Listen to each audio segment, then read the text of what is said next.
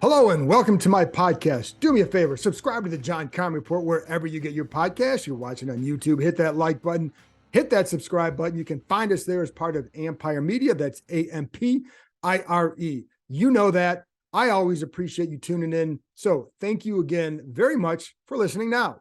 Today, I'm joined by my ESPN colleague, Adam Teicher, who covers the Kansas City Chiefs, which means he covered Eric Bienemy's time with the Kansas City Chiefs. He knows a lot of what happened there. He knows what Bieniemy offers Washington and what you can expect from a Bieniemy offense, not just in terms of X's and O's, but some of the little details I think that really matter. And I think that have been lacking a little bit here over the last few years. And I think that'll be a good thing. So it's why I think of all the people they interviewed, I think he was the best choice, and they did too. But I do think he offers a lot. And I think that's the direction I would have gone as well, just because look where he's coming from. And then that demanding style, I think you could use a little bit of that here, especially if you're in your fourth year. And I think he's going to provide some energy and some juice to an offense that needs it. Now, what you also need is consistent quarterback play and a better offensive line. That makes any coordinator look a lot better. Please keep that in mind as we go through the offseason. Just hiring a coach is not going to be enough to turn this offense around. So more on that throughout the next 5 months. But before I get to my conversation with Adam, just a couple things. One, Adam and I tag teamed on a story for ESPN.com about Bieniemy, what it means to the Chiefs, what it means to Washington, and answered a lot of questions about why Bieniemy, what does it mean for offensive changes, etc. Go check that out. Again, it's on ESPN.com. It was up on Friday. I should have mentioned that on the Friday podcast. Now I mention it now. So there you go. Anyway, that's number one. Number two, you can follow Adam on Twitter at Adam Teicher, Teicher. Again, covers the Chiefs, does a really good job. I've always respected his work. Few more things. The press conference for Eric Bienemy will be Thursday. So I'll have a podcast up later that day after our first impressions of hearing from what Bieniemy has to say. So that'll be on Thursday. I don't know. I know he spent the weekend, or at least Friday and Saturday, interviewing staff members on offense. I don't know what that means as far as what kind of changes might be forthcoming. We'll stay tuned. Obviously stay tuned for that. I think we'll probably find out something earlier, at least by midweek. Certainly, I think before the press conference. The point would be having it then is to finalize that staff so they can kind of go in there. But that's just a guess. So we'll see. Then the other thing is congratulations to former Washington Redskin, D'Angelo Hall, who is now on the Carolina Panthers staff as an assistant defensive backs coach. And I always liked D Hall. I thought he was very smart. And I do remember as he progressed in his career in Washington, and there were a couple of times I remember talking to him as he got older, and then coming away, like I would ask him one time about Calvin Johnson, for example, and just the detail that he went into, how you defend him, what his plan of attack was against him, what Calvin does well, very detailed. And I remember thinking, like, this is part of his evolution as a player, because I think when he came in, by the time he was done, he was a better leader. I don't know if he was a perfect leader. He was a much better leader than he was earlier in his career, that's for sure. So I think he's a very smart guy, and I think I hope he does well. The other one is Drew Terrell, Washington's receivers coach. He had been mentioned in the running for the Arizona offense coordinator job, did not get that.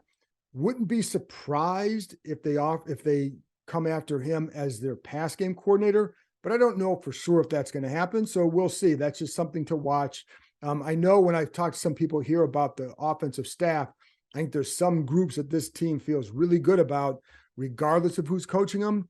And nobody said this, but my guess would be receivers would be one of them, because you have some really good pros, especially those first three, Samuels, McLaurin, and Dotson. But I also think guys like Cam Sims, I think Bieniemy does. I think those guys all take a really good approach.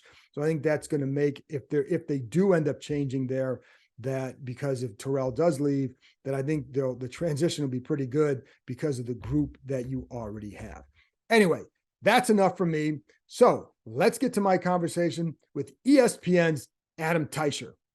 All right, Adam, before we get to what people want to hear about, which is Eric Bienemy, I have a selfish question. What's it like to cover a team that wins a lot? Well, stick around the Commanders for another year or two, and you'll have the answer yourself there, John. It takes some getting used to, because I covered a team for a lot of years that was not very good, and they had their moments, they had their seasons, but it was always an isolated season. Believe it or not, until Andy Reid showed up, the Chiefs never in their history won back-to-back division championships. So this is a different deal. They've had isolated good teams. Back in the early days of the franchise, they had a nice little run, but people forget when they won the first World Championship, Super Bowl IV. The Chiefs were a second place team that year. They were a wild card team. So, right.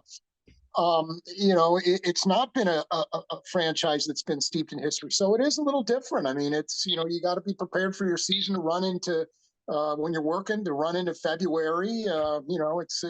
There's a lot that goes into it, but it's fun to see the fans really engage with the team the way they have the last few years. It's really been a fun thing to watch unfold. It's funny because you've covered, in the last 15 years, you've covered more Super Bowls than I've covered. Wait a minute. Actually, I think it's the same number of playoff games that I've covered. You've covered Super Bowls. I've covered 3. Yeah. So yeah. 3 playoff games in the last 15 years. That's the way it used to be for the Chiefs, believe it or not. Well, there you go. So a guy that Washington hopes can kind of help elevate their chances of having some postseason success and regular season success. Obviously, the guy you're familiar with, Eric Bienemy. You and I tag teamed on something for ESPN.com. People can go read, analyzing what this means for Washington, what it means for Kansas City, a little bit of insight, some insight into Bienemy. But I am curious in general, what is Washington getting in Eric Bienemy? They're getting a guy who, player after player after player over the years, has told me he is detail-oriented down to the very most minute of details. All the I's are dotted, all the T's are crossed. There's all these various game situations that the Chiefs maybe will never come across that he prepared them for, just in case they got to that point during a game. And so he's a detail-oriented guy, and that's what the Commanders are getting, no doubt. He's a player that is known to ride his players kind of hard, and that rubs some guys the wrong way. Not everybody, but there are certain players, particularly some veteran players, that have not appreciated that part of his game. But I know there's a lot of players who think the opposite, that his insistence on them doing things right is made them a better player than they otherwise would have been. Jamal Charles was that way. Adrian Peterson was that way. The Chiefs had a running back, an undrafted player about 10 years ago by the name of Sharkandrick West, who was an undrafted guy. No one really ever heard of him. He went to a small college. Well, he ended up sticking around and one year led the Chiefs in rushing. And I remember him telling me I wouldn't be in the NFL if it wasn't for Eric Bienemy. He helped me become what I was and take me to where I am now. So it's definitely a guy that a lot of people have credited for their success in the NFL. How do you think he does that? When they talk about that, when Sharkandrick says that, what does he do, and would you see him do or hear that he does to kind of push them? Just not letting anything slide. And you hear that from a lot of people. I mean, Pat Mahomes was saying the other day that Eric Bienemy, they go over the details all the time, every week. They go over the same things. And he's like, do we really need this? But then he said, yeah, I think we do, because then we get to a game and everybody's refreshed on it. Everybody knows what to do in this particular situation. So it's basically just the details. I mean, he's not afraid to throw a guy out of a drill if he's not getting it done the way he wants. So, they'll be, if a guy's not stepping with the right foot, if he's not seeing the things he's supposed to see from a particular linebacker or a defensive tackle or a defensive end. I'm talking about a linebacker here or a running back here. He'll say something, and he'll ask players, "Hey, what did you see from the 3 technique here? What did you see from him in that play?" And if the guy didn't know, if the running back didn't know, he'll get on it. I mean, that's the kind of thing. That's the kind of example of things that Eric Bienemy will do for a player. Would you see that a lot, because I know we don't get to watch a lot of practices, but would you see that like in training camp practice and stuff? Absolutely. More maybe when he was a running backs coach than as the Yeah. coordinator. He stepped back a little bit, but you still hear his voice. He's got that booming voice, and sometimes he'll stand out over the pack. So when you see him at training camp, you'll hear his voice, no doubt about it. And then as you talked about, like, because everybody would hear this. If you're going to coach that way, there are going to always be players who kind of chafe at that. And it seemed like whether it was, I don't know, if it was, with Kelsey or with Mahomes, how would they handle that with him? Well, they understand it's part of the game, and there was a little bit of friction at times. While there was a game earlier in the season in Indianapolis when things weren't going well for the Chiefs on offense, and there was an exchange you could see. I don't know exactly what was said, but you could see that exchange between Mahomes and Bieniemy, and it wasn't a friendly one. So there's definitely moments like that, and there's some players who don't like that kind of coaching. The Chiefs have had a couple veteran backs toward the end of their careers come through here who didn't really appreciate the way Eric Bienemy goes about his business. But that's so the Commanders are probably going to see that from time to time with certain guys. But most guys appreciate at the when everything is calmed down and things are the emotions are taken out of it. Most guys do appreciate that. And you talk about end of guys coming to the end of the career. LeSean McCoy was pretty vocal last week about Bieniemy, but I also know, like, it's his opinion, and I don't know what they would say about LeSean McCoy. So, what did you think of his comments? And for people who know, like, he kind of just ripped into him and said he was just ripped into him as a coach. But what did you think of that? Yeah, and hey, I can't say exactly what his beef is without him talking to him, Right. but that's the kind of example I'm talking about of certain guys feel like he rubs you the wrong way. Le'Veon Bell was here at the end of his career. He was not thrilled with how the Chiefs coached their backs and some of the things they did. So, you're not going to have a unanimous opinion about Eric Bienemy, but I know there was a lot of players who feel like he took them from one level to even a better player. Jamal Charles is on that list. Charkandrick West, like I mentioned. I think Adrian Peterson Peterson loves him. Yeah. So there's a lot of players who feel that way about him. So there's a little bit of mixed feelings. So specifically, what McCoy said, yeah, there's going to be some of that. There's going to be some players who will tell you that as well. And I'll be clear here. You're going to have some coaches who don't coach hard enough, and it's going to rub guys the wrong way too. So I don't want to, I certainly don't want to make it seem like, I think that's a good thing for this franchise. But if you have a guy who's like soft on somebody, that's going to be a complaint as well. So, you know what I mean? And, but you hear that with him. And what is it like, I'm sorry, you bring up the details, the McKinnon play in the Super Bowl. Is that, where he runs down and basically slides at the 1 yard line? It sounds like that's something that now you would think that it's kind of commonplace, but it really isn't. So is that an example of something that he kind of focused on with them? Yeah, Pat Mahomes said that's an example of the details they go over every week. The Chiefs call it church mode when they want a player to take a knee. That's what they call church mode. And Mahomes said they work on church mode relentlessly, and they were in church mode there when they got near the goal line in that particular situation. So he credited. I think Jerick McKinnon is a pretty smart guy. I think he's a guy who gets it. He probably didn't need the refresher course there, but he got one from Eric Bienemy regardless. And so that's the kind of thing that Mahomes was talking about when he says, hey, here's where he talks about all these various situations, some we never come across in a game, but some that we do. So that is an example of one of those things where Eric Bienemy sort of digs into the details. What was his role? I mean, we know the title offense coordinator. We also know Andy Reid's involvement in all that. But what was Eric's specific? What was he doing for that offense? Yeah, that's a little bit of a mystery here because the Chiefs sort of try to keep that under wraps. Andy Reid, I think, called the plays most of the time.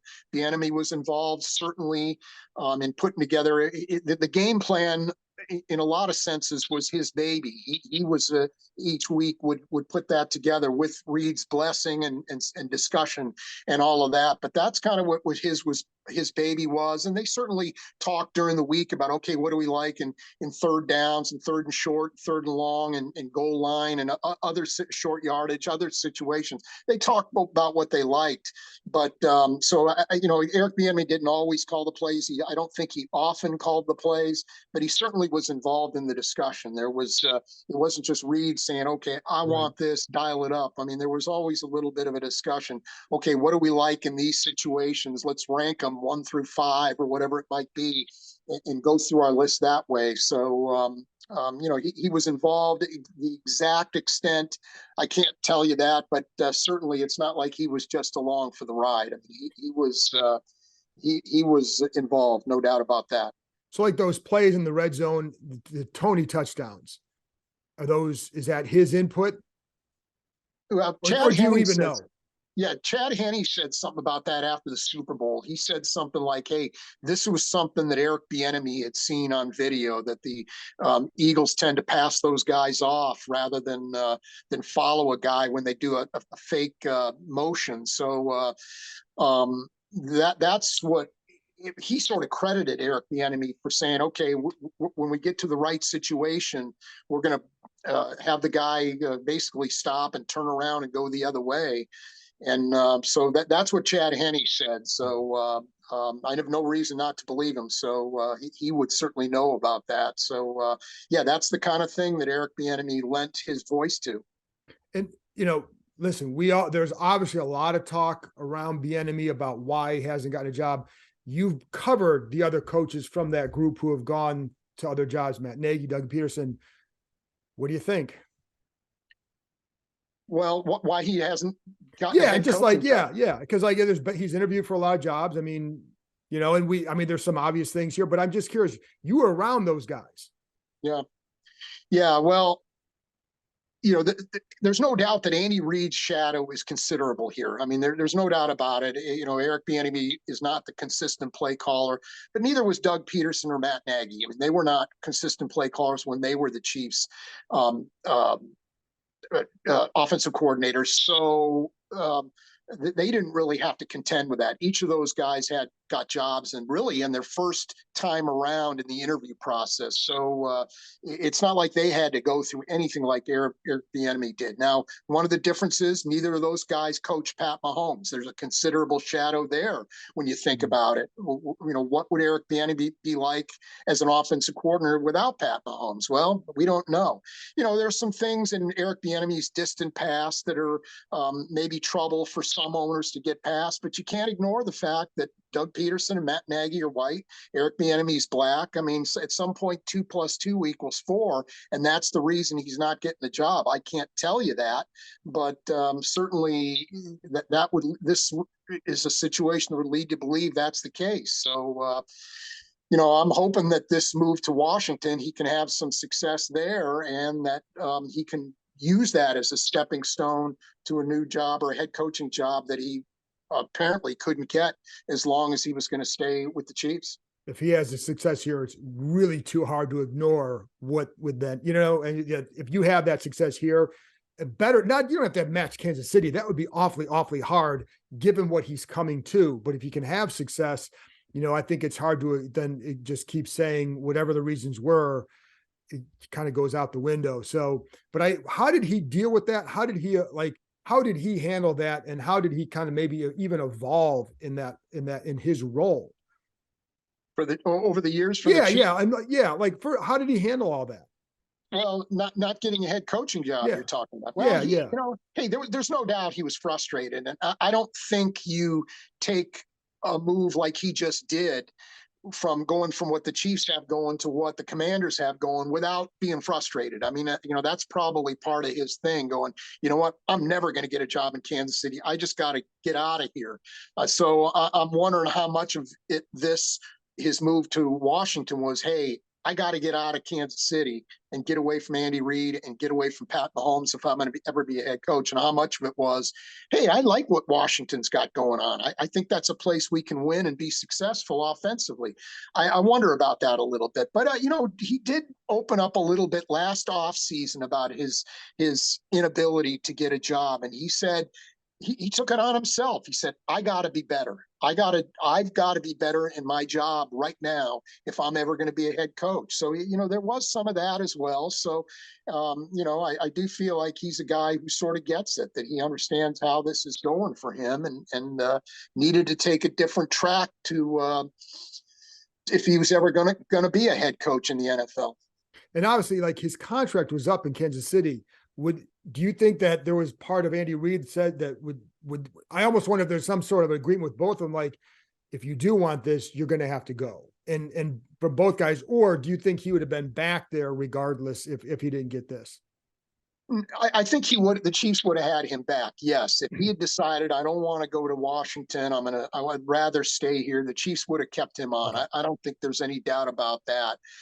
But Andy Reid knows the situation as well. He said as much. I can't remember exactly when. It was in the time leading up to the Super Bowl, sometime during the playoffs, possibly. But he said, "Listen, I think it's going to be good." He said something to the extent of, "I think it would be good for Eric Bienemy to go run the show, be Eric Bienemy, and be successful that way."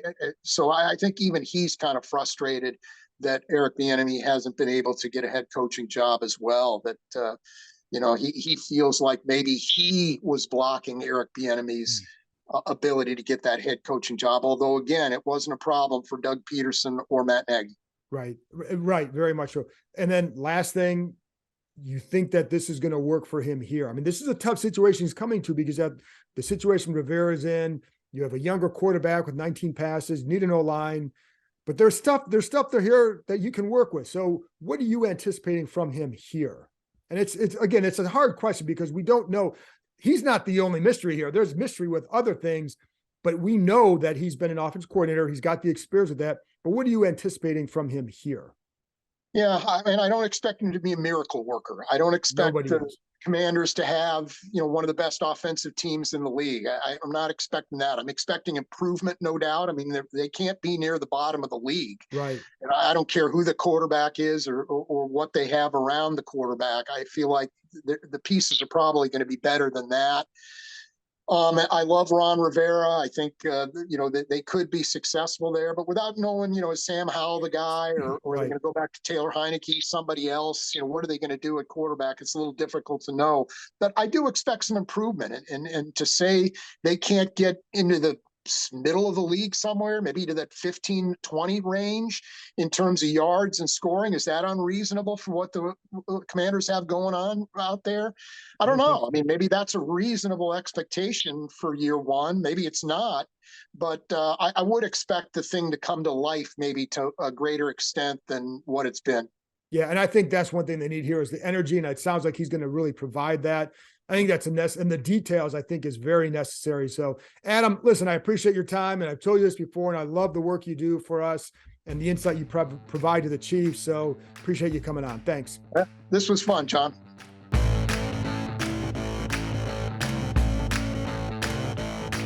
That's it for this episode. Thanks to Adam for joining me, and thank you, as always, for listening. I'll be back on Wednesday or Tuesday night / Wednesday morning with another podcast. I'll talk to you next time.